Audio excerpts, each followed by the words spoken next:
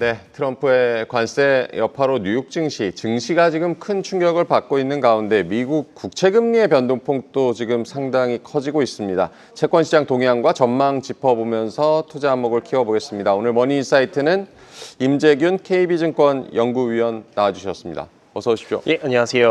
반갑습니다. 예상보다 강한 미국의 이 관세부가 움직임에 중국이 지금 보복 관세를 또 예고를 하고 관세 전쟁이 지금 격화되는 분위기인데요. 미국 경제 성장률 전망치를 볼 때 침체 확률 높아지고 있는데 위원님께서는 지금 어떤 상황으로 보십니까? 네, 미국 경기는 좀 갈림길에 서 있는 상황이라고 저는 생각을 하고 있습니다. 네. 미국 경기, 그러니까 현재까지로 놓고 봤을 때 미국의 경제의 펀더멘탈 자체는 굉장히 단단한 거는 맞는 것 같습니다. 다만 트럼프가 생각보다 강하게 관세를 부과하면서 이 부분들이 향후에 지속된다라고 했을 때 경기를 침체로 몰아넣을 수 있는 가능성은 점점 높아질 수 있는 상황이다라고 저희는 보고는 있어요. 네. 실제로 이제 3월 ISM 제조업 지수를 보면은 뭐 하락한 것도 이거는 뭐 저희가 좀 눈여겨봐야겠지만은 그 세부 내용, 그러니까 기업들이 대답한 내용을 보면은 관세에 따라서 실제로 조금 매출이라던가 이익 부분이 좀 우려가 나타나고 있다라고 언급을 하고 있고, 음식료 부분 같은 경우는 캐나다에서의 이제 보이콧으로 인해서 실제로 이제 매출의 둔화가 현실화되고 있다라고 언급을 하고 있습니다. 결국에는 관세에 따라서 미국 기업들도 부정적 영향이 불가피하다라는 측면에서 봤을 때 길게 가면 갈수록 미국 기업도 미국 경제도 이제 침체 가능성이 점점 높아지는 상황이다라고 보고 있습니다. 네. 침체 가능성은 높아지고 있다. 연준이 이렇게 침체가 되면 연준이 금리 인하로 좀 대응을 해야 될 텐데 지금 물가 불안 우려 때문에 쉽게 움직이지는 못할 것이라는 관측이 있고요. 그래서 이번 주에 이제 미국의 CPI 물가 지표 발표를 기다리고 있는데 물가 지표가 워낙 지금 중요한 상황이고 CPI 전망은 어떻게 보십니까? 뭐 이번에 발표되는 이제 CPI 같은 경우는 3월 물가가 발표가 되는데요. 네. 뭐 헤드라인 같은 경우는 2.6, 그리고 핵심 같은 경우는 3.0%로 지난달보다는 소폭 둔화가 될 것으로 예상을 하고 있습니다.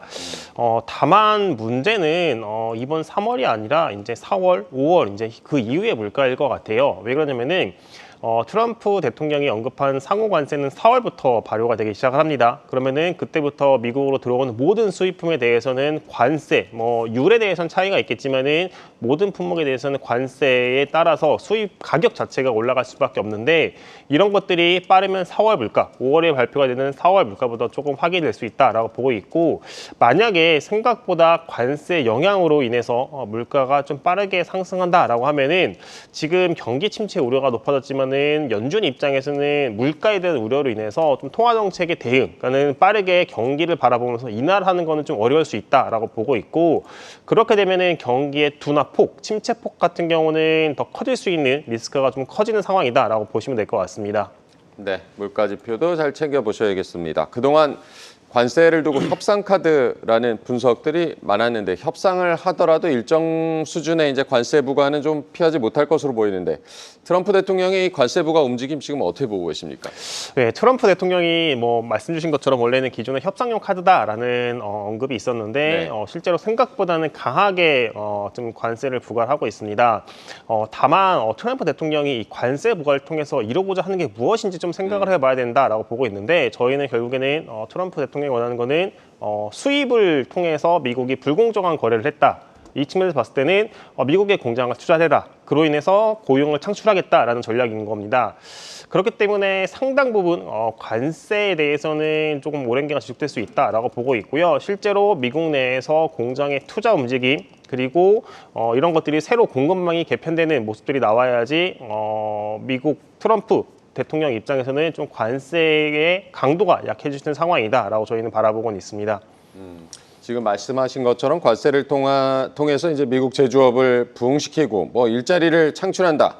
그대로 되면 이제 미국 경제는 좋겠지만 지금 뭐 경기 불확실성이 워낙 이제 커지고 있어가지고 미국 기업들은 이제 투자를 축소하고 이렇게 될 경우 이제 고용과 소비 충격은 어떻게 보십니까? 네, 말씀하신 것처럼 트럼프 대통령의 의도는 너무나 이제 경제에 좋습니다. 네. 결국에는 해외에서 공장 제품을 만들어서 수입하는 게 아니라 미국의 공장을 투자를 해서 거기에서 고용 창출을 하겠다는 건데 문제가 트럼프 대통령이 생각보다 과격하게 그리고 공격적으로 관세 정책을 하다 보니까는 최근에 미국 증시, 국내 증시 움직임을 보시다시피 경기 침체 우려가 높아진 상황입니다. 그렇게 되면은 기업들 입장에서도 투자를 줄일 수밖에 없을 것 같아요. 왜 그러냐면은 자, 기업들 같은 경우는 한번 투자를 집행을 하면은 짧게는 1년 혹은 길게는 몇 년에 걸쳐서 엄청나게 많은 규모의 투자를 집행할 수밖에 없는 상황에서 지금처럼 경기의 불확실성이 높은 상황이다라고 하면은 지금 투자를 결정하기보다는 오히려 향후의 경기 상황을 바라보고 투자를 집행하는 이런 방향을 선택을 할 수가 있는데요.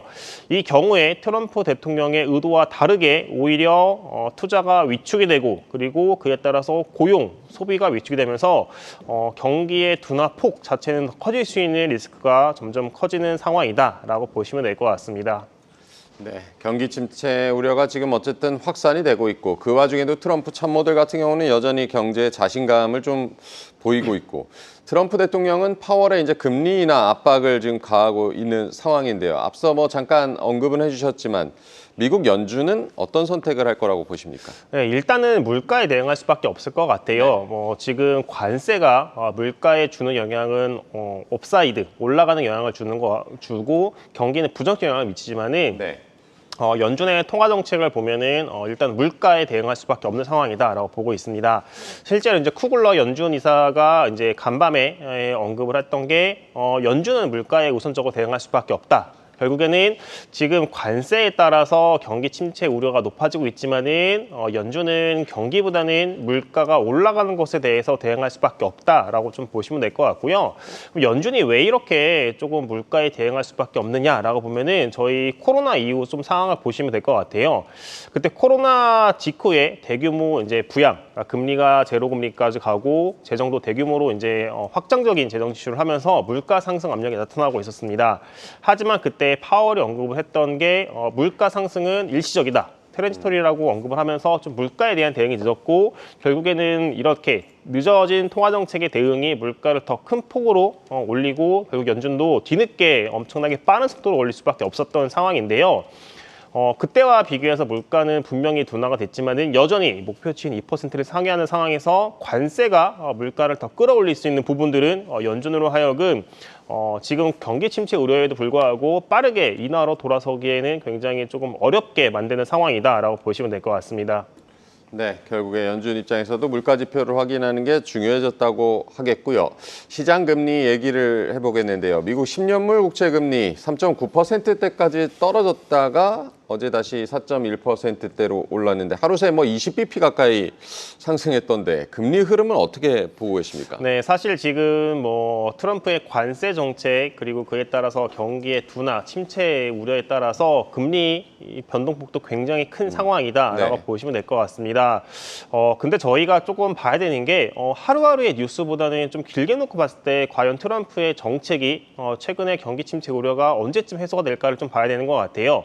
트럼프 대통령이 지금 언급을 하고 있는 거는 계속해서 관세를 부과하겠다. 미국 경기가 단기간에 고통을 감내할 수밖에 없다라고 언급을 하고 있고 실제로 뭐 미국 경기 침체 우려가 높아지고 있지만은 공화당 지지자들은 트럼프 대통령의 이런 발언에 대해서 아직까지는 수긍을 하면서 인정을 하고 있는 모습입니다. 네. 그 말은 결국엔 트럼프 대통령의 관세 정책이 조금 바뀔 때까지는 조금 시간이 더 필요할 수밖에 없다라고 보시면 될 것 같고 이런 것들이 경기의 둔화폭 침체 우려를 계속해서 키울 수 있는 상황이다라고 저희는 바라보고 있어요. 그러면은 지금 미국채 금리가 전일에는 뭐 여러 가지 이유로 인해서 금리가 상승을 했지만은 경기 둔화 우려가 커진다라고 하면은 추가적인 하락할 수 있는 여지는 남아 있는 상황이다라고 보고 있고 미국채 10년물 기준으로 했을 때 3.8%까지는 좀 하락할 수 있는 상황이다라고 저희는 보고 있습니다. 다만 미국채 10년물 금리가 3.8%로 가면은 그때부터는 이제 보유하고 있는 미국채에 대해서는 조금 비중을 축소하는 오히려 이제 추가적으로 매수를 하기보다는 차익 실현을 통해서 좀 이익을 확보하는 전략이 더 적절하지 않나라고 저희는 생각은 하고 있습니다.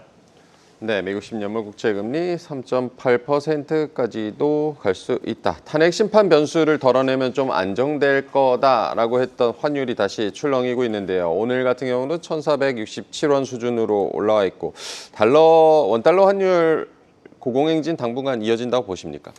당분간은 좀 원달러가 내려오기는 어려운 환경인 거는 같습니다. 조금 국내의 정치적 불확실성이 해소가 되긴 했지만은 네. 생각보다 강한 관세 정책, 그에 따른 경기 침체 우려로 인해서 원화가 더 약세 압력을 받을 수 있는 상황이다라고 저희는 보고 있습니다. 다만 이게 좀 긍정적인 것들, 작년 말, 올해 초와 비교해서 긍정적인 부분들은 달러의 강세가 완화가 됐다. 라는 겁니다. 연초까지만 하더라도 달러 인덱스가 이제 109포인트를 상회를 했었지만은 지금은 102포인트까지 좀 내려가면서 달러 인덱스가 많이 좀 강세가 완화가 된 부분들이 있고요. 네. 또 하나 이제 원화의 약세 압력으로 작용했던 정치적 불확실성이 해소가 됐다. 라는 점입니다. 결국에는 이제 달러를 계속해서 끌고 올라갔던 이 두 가지 요인들이 해소가 됐다라는 점은 향후에 뭐 달러가 빠르게 강세로까지는 가진 않겠지만은 그렇다고 여기에서 1,500원을 뚫고 올라갈 수 있느냐라고 봤을 때 그 가능성 자체는 좀 많이 낮아진 게 아닌가라고 저는 생각은 하고는 있습니다. 네.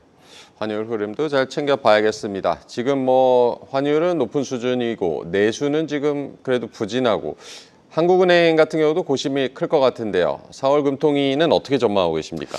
네, 지금 4월 금통위가 이제 며칠 안 남은 상황에서 좀 여러 가지 변수들, 뭐 트럼프의 관세에 따른 경기의 하방 그리고 환율이 상승하면서 좀 복잡한 상황입니다. 다만 이제 기존과 다르게 좀 4월 인하 가능성은 높아진 게 아닌가라고 생각은 하고는 있습니다. 네. 기존에 이제 한국은행이 2월에 인하를 하면서 추가 인하에 대해서 조심스러운 모습을 보이겠다라고 하면서 시장에서는 5월 인하를 좀 기정사실로 많이 봤었는데 네.